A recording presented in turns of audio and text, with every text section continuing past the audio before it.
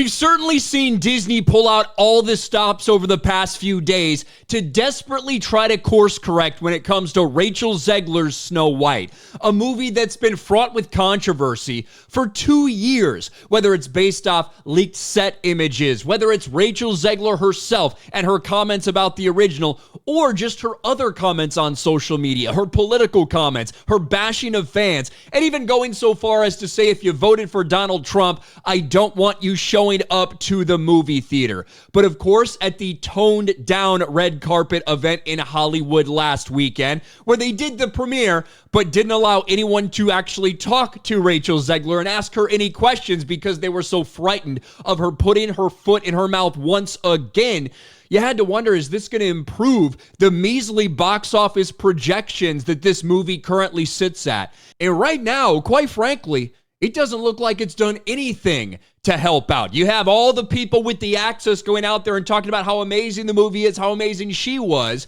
The actual review embargo has not lifted yet. That won't happen till the last minute before the movie officially releases. But when you go around and you look at what people are seeing in their own local theaters all across the United States and Canada in some instances, it doesn't look like the interest is there. I'm going to scroll through, and let's just be honest, these are all anecdotal. These are people that are looking at their local theaters and, wow, I can't believe there's no one here. But it does say something. Never in my life seen anything like this. Snow White opening Saturday, IMAX, prime time for families, in one of the busiest movie theaters in the entire DC metro area. Nothing sold. This is for Tyson's Corner 16 in Virginia.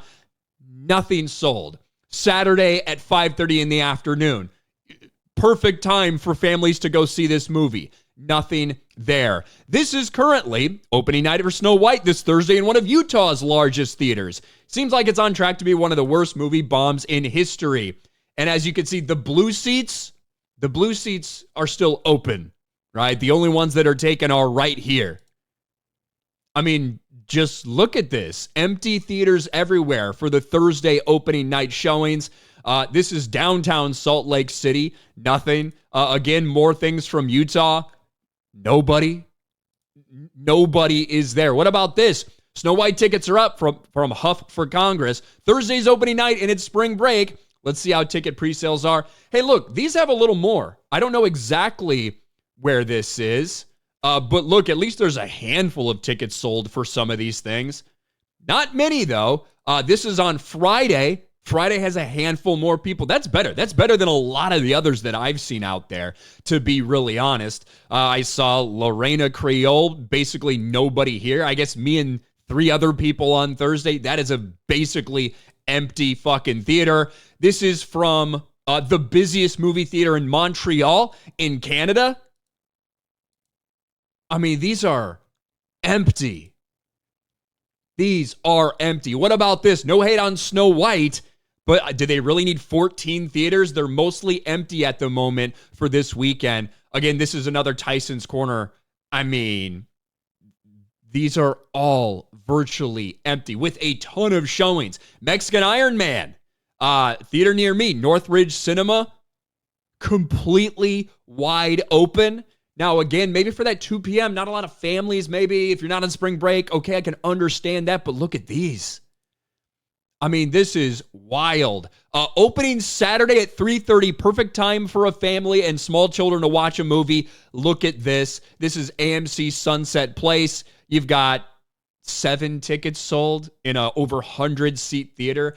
And when I look at stuff that's relatively close to me as well, Disney Springs is one of the busiest places. Disney Springs has some that are close to sold out. You know, that's typically where a lot of people go.